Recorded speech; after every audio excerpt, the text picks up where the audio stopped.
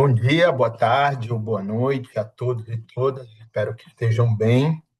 É, esse,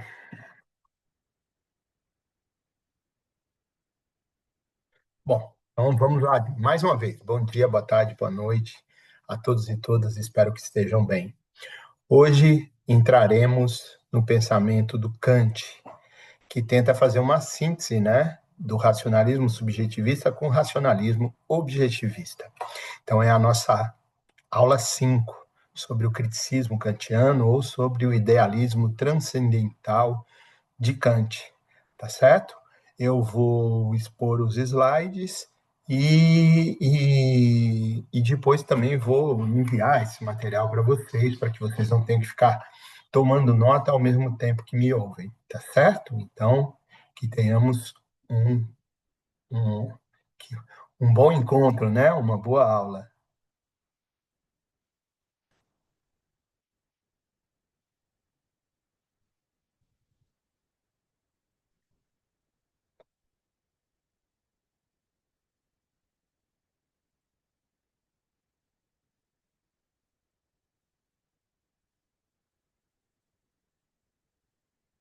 Bom, uma certa dificuldade, né? Devo dizer, conseguir colocar o slide no modo de apresentação, assim a tela fica maior para vocês verem.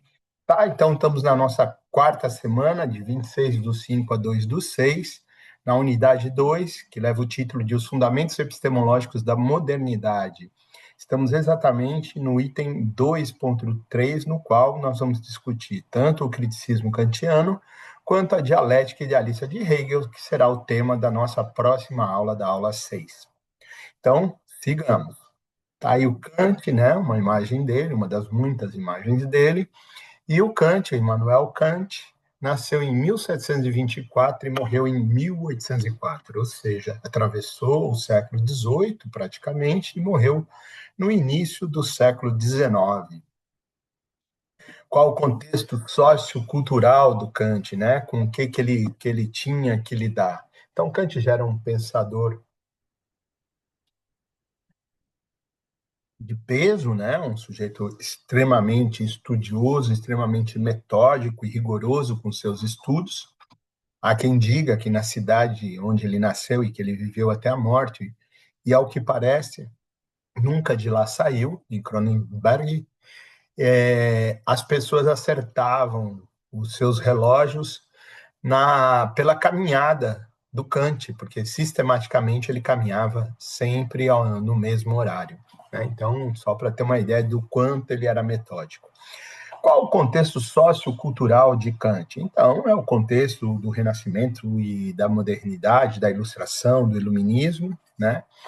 E Kant, no embate da filosofia, julgava que nós vivíamos uma época, na circunstância dele, né? Que ele vivia numa época de maioridade, em que muita coisa boa vinha acontecendo, mas os seres humanos não estavam à altura da época da ilustração, estavam num estado de menoridade.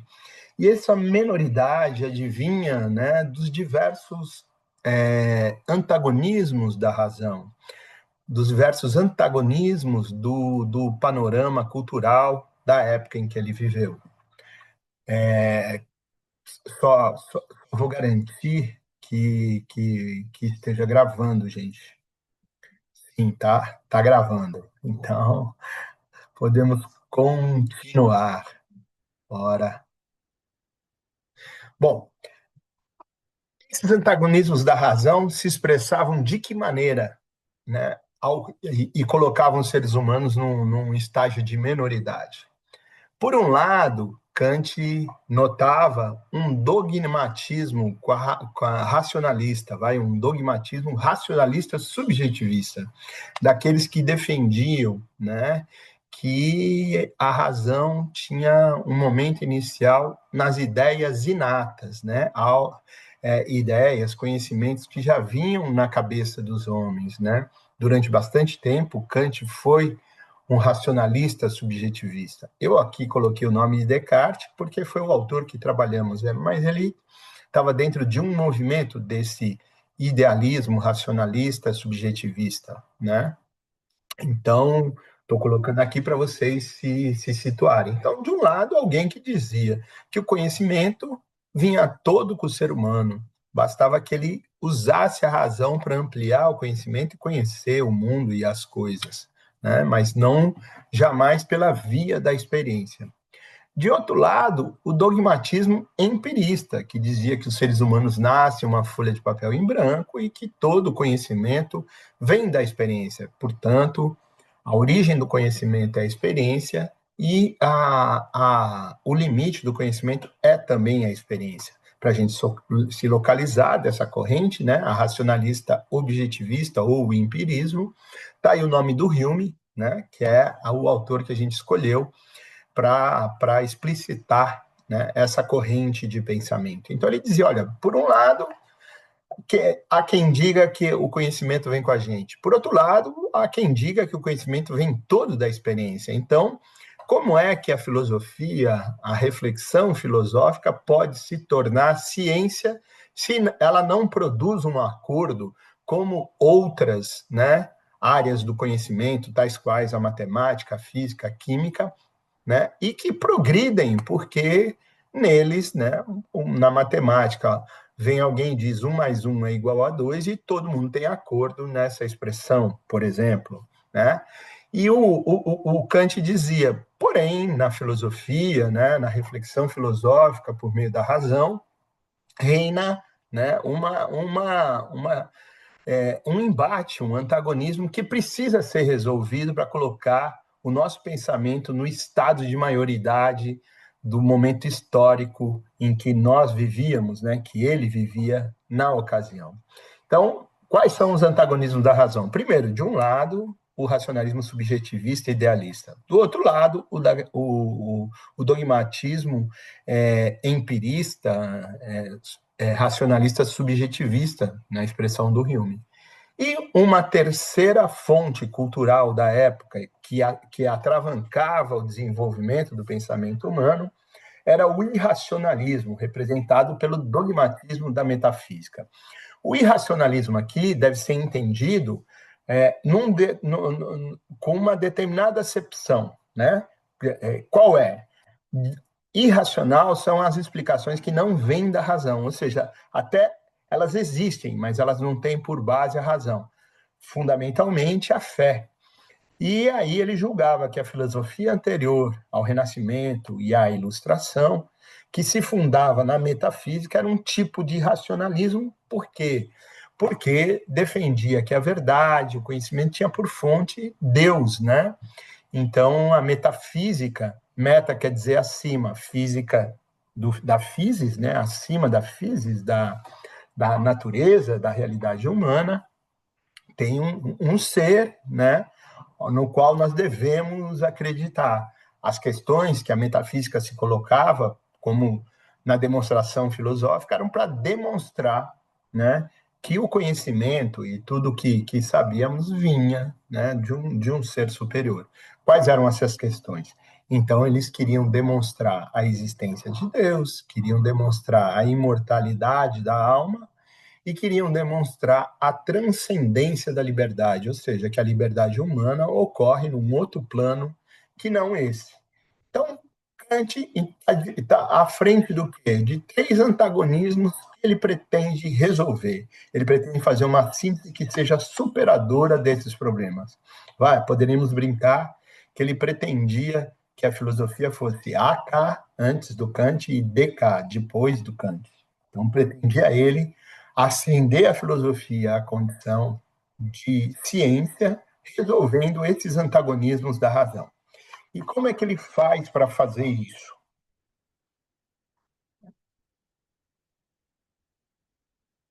Bora lá. O caminho para a solução desses antagonismos, então, segundo o Kant, verificar as possibilidades da metafísica como ciência, ou seja, verificar se as questões da metafísica podem ser demonstradas sem nenhuma dúvida, indubitavelmente, porque Kant também partilhava da noção de que verdade era a certeza absoluta, né? Então, a verdade do fenômeno ela tem que ser indubitável, para que ele conseguisse superar os antagonismos da razão e fazer da filosofia uma ciência. Então, por um lado, ele tinha o racionalismo subjetivista de Descartes. Do outro lado, ele tinha o empirismo. E, por outro lado, a metafísica.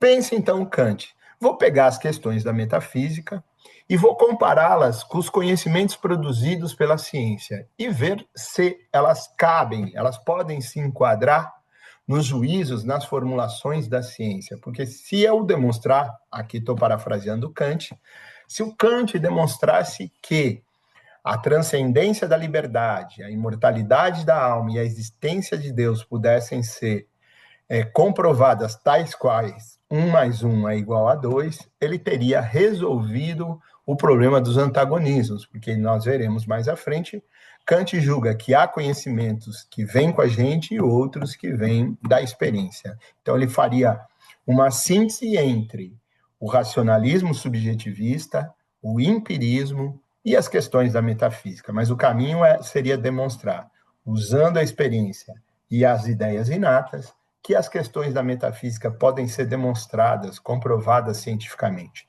Isso produziria uma síntese que, enfim, alçaria a reflexão filosófica à condição de ciência e, portanto, sairíamos do nosso estado de menoridade.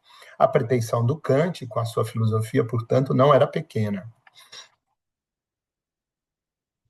Bom, mais uma vez, quais são as questões da metafísica que ele quer demonstrar? A existência de Deus, a imortalidade da alma e a transcendência da liberdade, ou seja, a ideia que a liberdade se dá em outro plano que não esse terreno. Muito bem, então ele diz, olha, vamos ver se a metafísica cabe na ciência, mas o que é a ciência? O que é o conhecimento? De onde vem o conhecimento científico? Dirá o Kant, são duas as fontes. São duas as circunstâncias, as condições em que emergem o conhecimento. Condições a priori, que são o quê? Condições anteriores à experiência. Elas são anteriores, portanto, à apreensão dos sentidos, né, sobre a realidade. Elas são anteriores ao exercício da experiência, à observação da experiência. Elas nascem com a gente, elas são a priori, são anteriores à experiência. Todas essas que são anteriores à experiência, a priori, elas são necessárias e universais, ou seja, necessariamente acontece daquela forma e são universais porque valem para todo e sempre. O exemplo seria a compreensão, né, de espaço e tempo. Julgo Kant que isso vem com a gente. Então, toda a experiência a gente faz num determinado espaço e num determinado tempo, que organiza a apreensão das experiências. Por exemplo, eu vi o Marcelo. Tá bom, tá muito abstrato. Talvez o interlocutor vai dizer, você viu onde? Ah, eu vi na tela, na aula da especialização em educação física escolar. E você viu quando? Ah, quando eu tive a oportunidade de assistir a aula dele pela noite, depois que eu voltei da escola. Então, o Kant julga que espaço e tempo são conhecimentos que já vêm na nossa cabeça a fim de organizar a experiência sensível. Então, ele está dando razão a quem no debate aqui? Ele está dizendo, olha, o Descartes tem razão. Tem conhecimentos que são ideias inatas, que são conhecimentos que vêm e organizam a experiência, né? E esses conhecimentos, eles são necessários e universais. Necessário no sentido que necessariamente toda e qualquer experiência ocorre no espaço e de tempo, e universais porque sempre existirá espaço e tempo na realização das experiências. Isso são as condições a priori, uma das fontes do conhecimento. Diz ele, mas também tem circunstâncias em que emerge o conhecimento, em que a gente capta o conhecimento, que são a posteriori, ou seja, posteriormente, né? E posteriormente ao quê? São condições empíricas, posteriores à experiência, e, portanto, elas são factuais e particulares. Ou seja, pode acontecer ou não, não é necessariamente acontece daquela mesma forma, a experiência modifica, então ela é factual e particular, ela não pode ser universalizada, tá? Então, ela é posterior, né, à experiência, aquilo que a gente capta da realidade, tá certo? Então, São duas as fontes do conhecimento: a priori, as ideias inatas, e a posteriori, que são as obtidas pela experiência. Está dialogando ele com quem? Está dialogando com o Hume, né? Nos exemplos que nós demos dos autores trabalhados. Pois bem, então, um dos antagonismos, ele pensa ter superado. Olha, tem um tanto de conhecimento que nasce com a gente e um tanto que vem com a experiência. Além de ver a fonte do conhecimento, que tipo de juízo, que tipo de lei científica, né, de juízo, que elabora a ciência? Ele julga que são dois os tipos de juízo, analíticos e sintéticos. Análise e síntese aqui é diferente do que nós trabalhamos em Descartes, é uma outra concepção. O que são juízos analíticos? Quando o predicado, né, da oração que você formou a partir do conhecimento elaborado, né, já está contido no sujeito. Ou seja, os juízos analíticos têm uma relação lá com Descartes, são aqueles que você não precisa da experiência para chegar a eles, basta pensar, porque o conteúdo desse juízo já está contido na enunciação, já está contido no sujeito, né? Então, ele trabalha com essa noção de sujeito e predicado. Não é à toa que muitas das teorias da linguística, né, estão assentadas no Kant, porque ele vai dizer o juízo científico, o juízo é uma elaboração em forma de oração, né, em forma de linguagem, que retrata um determinado conteúdo. Esses juízos, os analíticos, é quando o predicado, ou seja, o que se fala sobre ou do sujeito, já está contido no sujeito. Basta pensar, você desdobra. E os juízos sintéticos é quando o predicado não está contido no sujeito. Então, é um tipo de juízo, o sintético, que acrescenta conhecimento. Portanto, que vem da experiência fundamentalmente. Não só, vai dizer ele mais à frente, mas fundamentalmente vem da experiência. Todo juízo analítico para ele é anterior à experiência. Quase todos os juízos sintéticos são a posteriori, depois da experiência. Então ele diz, esses aqui são os juízos produzidos pela ciência. Estamos vendo que Kant tem uma elaboração metodológica, né? Ele diz quais são as condições, as fontes do conhecimento e que tipo de elaboração nós fazemos.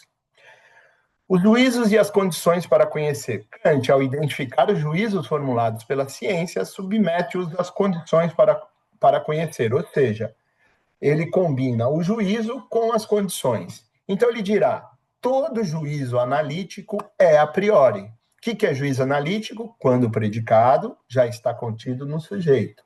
E o que é a priori? Anterior à experiência.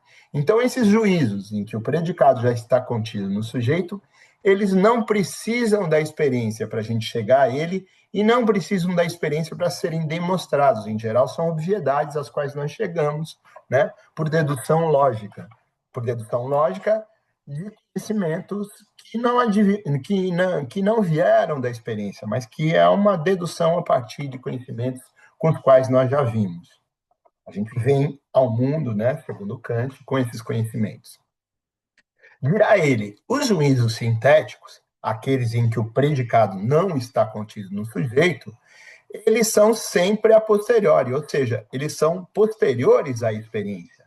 Então, são juízos que eu acrescento ao conhecimento que a minha razão, meu pensamento já dispunha, que eram os conhecimentos a priorísticos.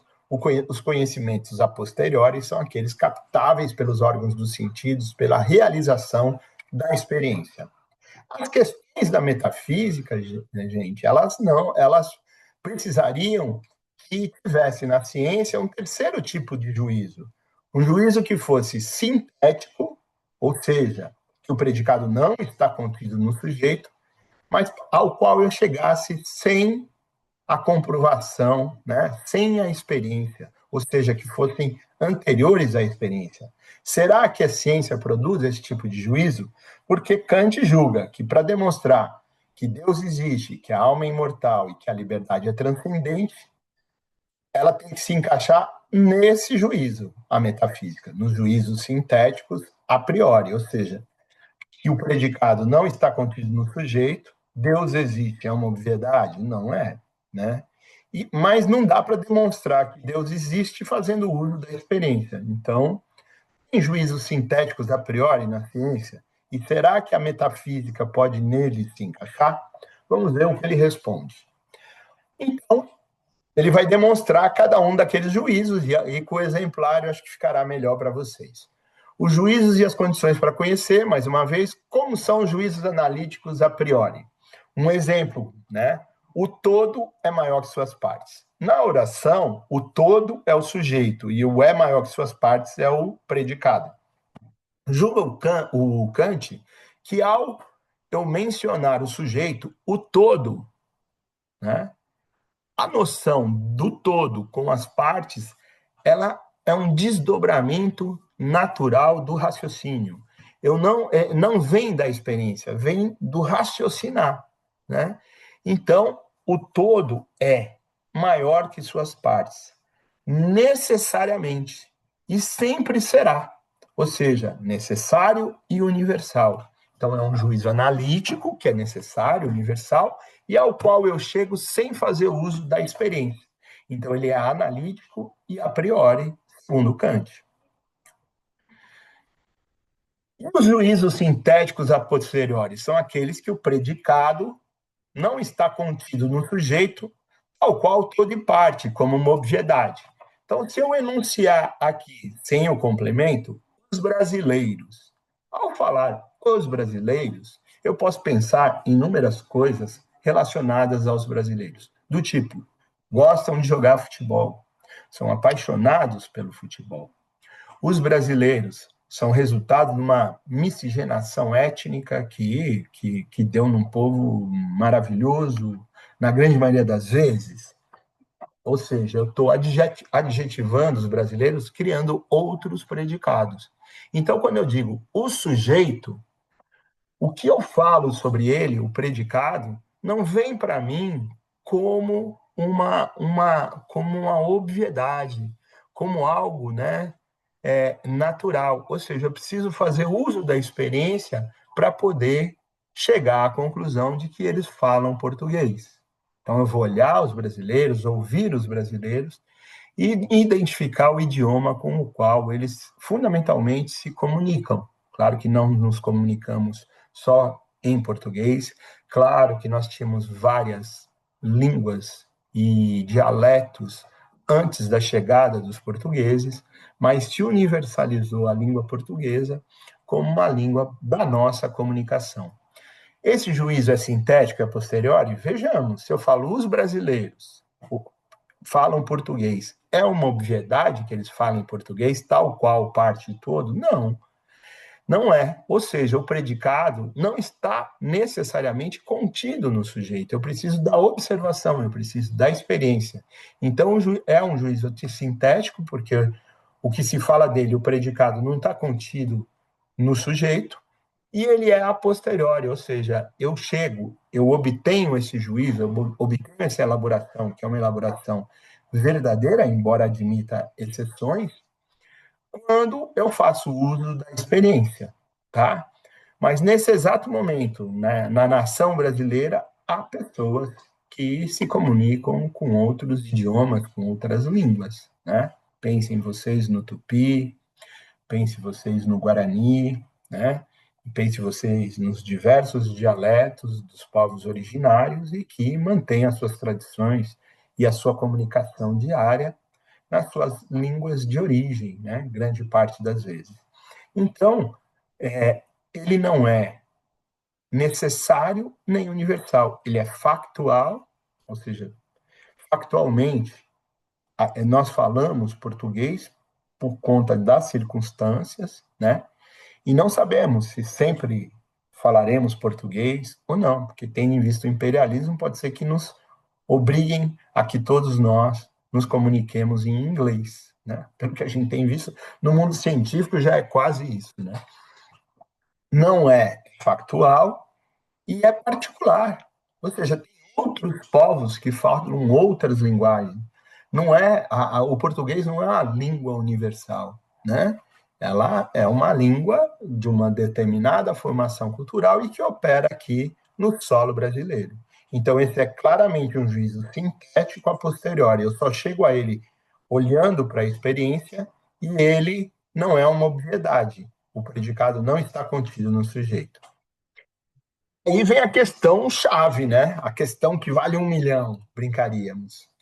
E os juízos sintéticos a priori, eles são possíveis na ciência? Segundo Kant, sim, né? Vale lembrar que eu estou raciocinando com Kant aqui, não necessariamente eu concordo com a sua elaboração, tá bom? E nem vocês precisam concordar, nós precisamos entender. Ele julga que essa elaboração, a reta, é a distância mais curta entre dois pontos, seja o caso típico de um juízo que é sintético, ou seja, o predicado não está contido imediatamente, obviamente, no sujeito. Porém, para provar a verdade desse juízo e para chegar a esse juízo, eu não preciso da experiência. Então, pensa ele que quando eu enuncio a reta, que é o sujeito, o que se fala sobre a reta no restante da oração não vem para mim como uma luz natural, né? Como algo que é óbvio. Se eu penso a reta, eu penso uma curva, talvez em oposição, mas não vem para mim como uma luz natural, vai fazendo uma menção ao Descartes, de que seja a distância mais curta entre dois pontos. Porém, eu não preciso da experiência para verificar se esse juízo é verdadeiro ou não, e para chegar a esse juízo, basta pensar. Então, a reta é de fato a distância mais curta entre dois pontos.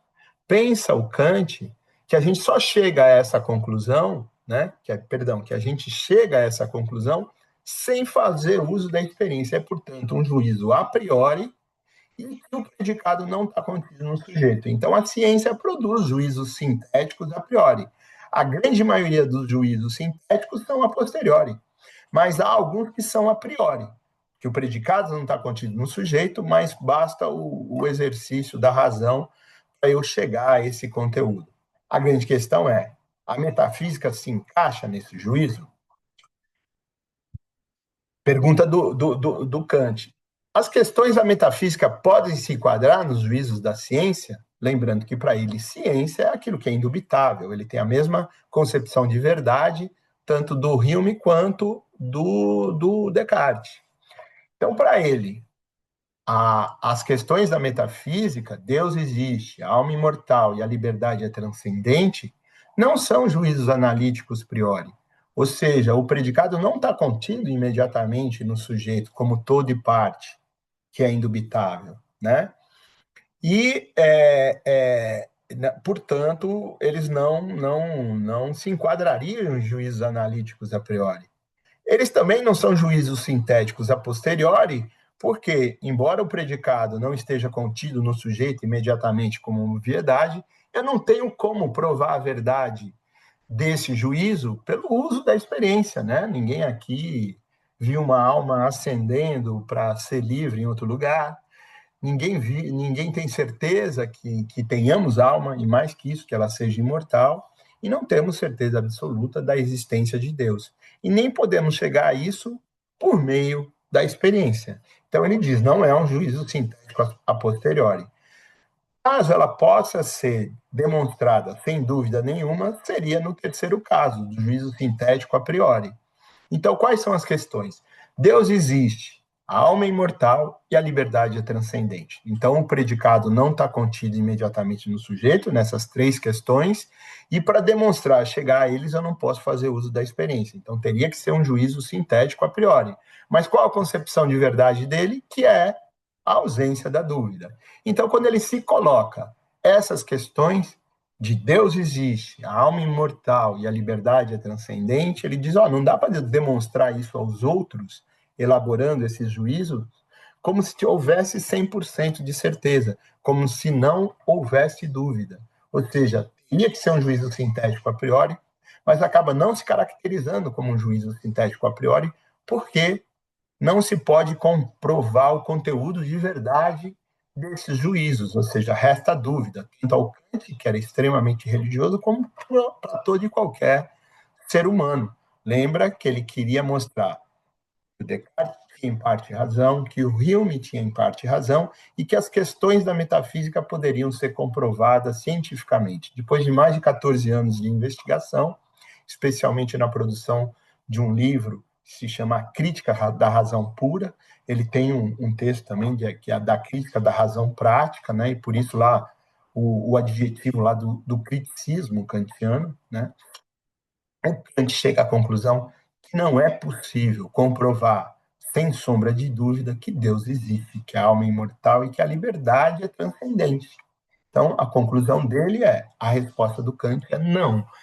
Então, aquela síntese que ele queria fazer, ele fez parcialmente. Ele mostrou que, né, tentou demonstrar, né, na cabeça dele, hein, gente, não é, né, igual a minha, que sou materialista.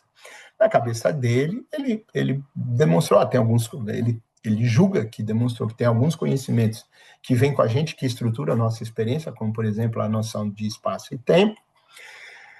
Ele demonstrou que tem conhecimentos que vêm da experiência necessariamente, mas ele não conseguiu mostrar como ciência, né, como verdade absoluta, sem sombra de dúvidas, a existência de Deus, a imortalidade da alma e a transcendência da liberdade, que são as questões da metafísica. Mas ele diz, não, não pode. Mas aí o problema permanece. Qual é o problema? Qual a questão que ele se coloca ao chegar a essa conclusão? Então, por que Deus, a beleza, o amor, né, são questões para os seres humanos em todo o tempo? Ele diz: eu não posso não comprovar com absoluta certeza o que é a beleza, porque ela tem um caráter subjetivo. A mesma coisa o amor, as pessoas vivenciam o amor de maneira distintas. Então, essas coisas, elas não têm uma explicação única. E Deus é a mesma coisa, é uma questão que se coloca na cultura humana. A existência de um ser superior, né? Ou seja, ele está presente na nossa vida. Como é que Kant, então, fará uma saída para essa questão que ele se colocou? Kant vai dizer: já sei, a razão tem duas dimensões, ou seja, ambas são da razão, que são o entendimento e a sensibilidade. Sensibilidade agora, não mais como aquilo que é captável pelos órgãos do sentido. Sensibilidade no seu sentido romântico, no sentido de sentir. Então, eu sinto amor, eu sinto comoção, né? Eu chego a uma catarse ao ver a beleza, as obras artísticas, a estética, e eu sinto Deus. Então, isso é o que? A dimensão da sensibilidade. Agora, a dimensão do entendimento é a dimensão dos fenômenos, daquilo que não se tem dúvida nenhuma.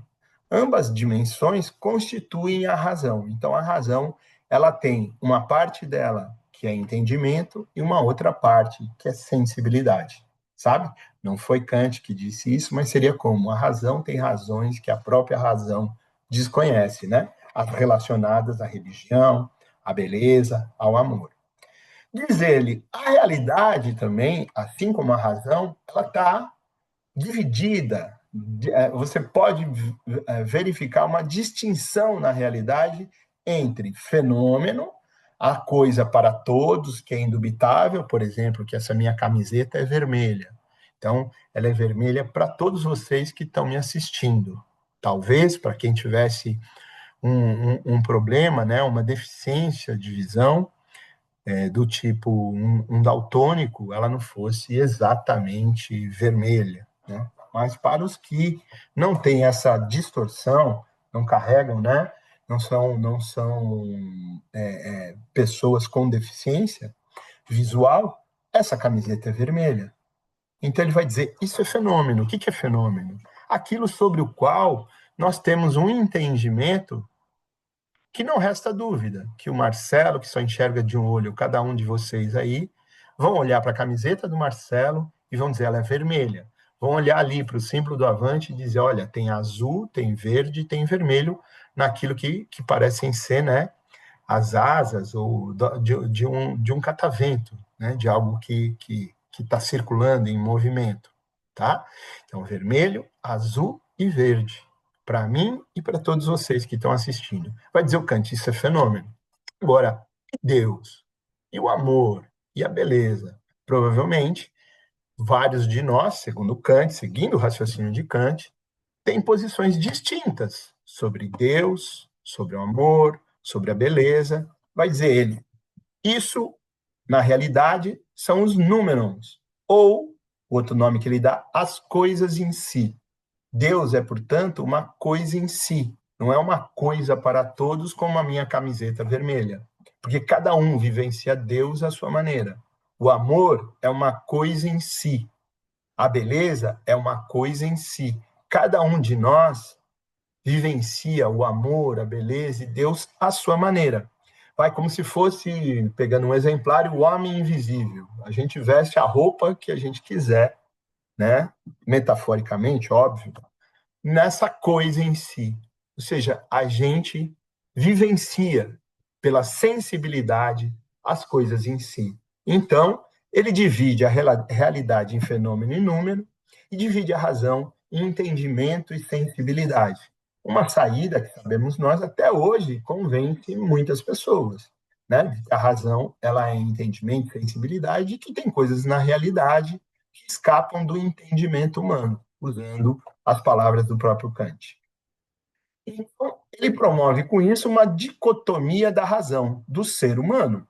A razão, portanto, divide-se em duas capacidades: entendimento, capacidade de compreensão universal dos fenômenos, camiseta vermelha, ou seja, isso é a dimensão da objetividade, porque é uma questão objetiva, porque é vermelha para mim e para cada um de vocês, e a dimensão da sensibilidade, a capacidade da razão em vivenciar aquilo que escapa do entendimento, como Deus, a beleza e o amor, sobre o qual nós não temos um conhecimento único, verificável. Isso é, né, como ele vai mostrar, o número, a coisa em si, aquilo que escapa do entendimento humano.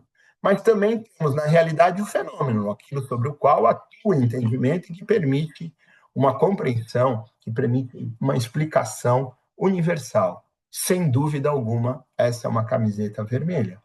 E essa é a compreensão de verdade dele. Então, se a compreensão de verdade dele é essa, tem coisas que escapam da compreensão, que escapam do entendimento, como Deus, a beleza e o amor. Tá certo? Então, a saída do Kant foi essa, né? É absolutamente bem elaborada do ponto de vista da reflexão filosófica.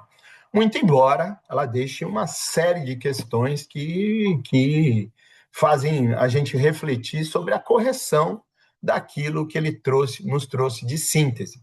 Mas percebam vocês que se não houvesse Descartes e Hume, o Kant não tinha chegado até aqui. E que a elaboração do Kant ela é muito mais refinada do que as de Hume e de Descartes. Até porque a questão que o Kant se colocou de superar todos os antagonismos da razão é uma questão absolutamente relevante, né? É muito, muito importante.